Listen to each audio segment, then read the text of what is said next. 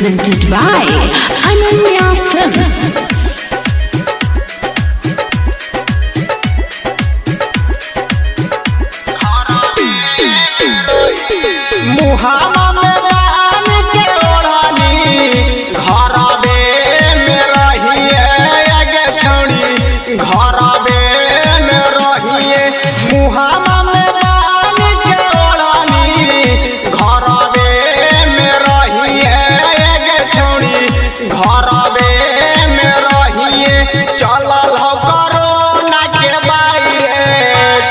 चलल हो कोरोना के वायरस बहरी न जाई है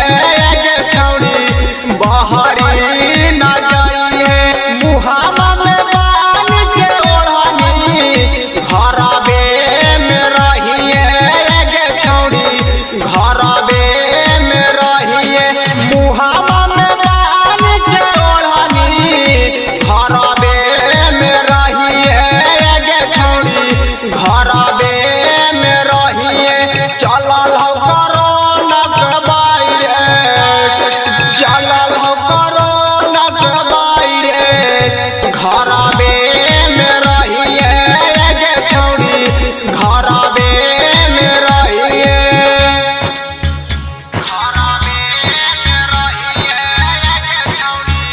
घरबे में रहिए DJ Manish Ananya Recording Studio, Patna.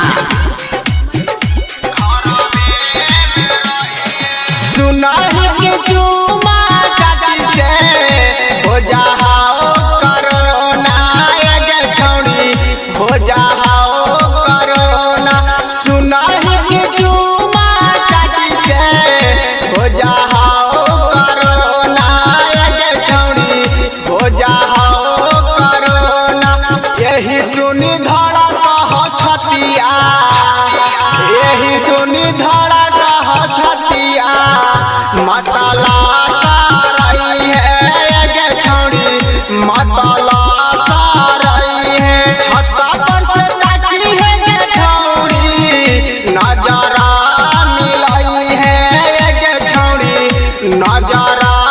मिलाई है छत्ता पर से ताकी है गे छौड़ी नजरा मिलाई है गे छौड़ी नजरा मिलाई है बचब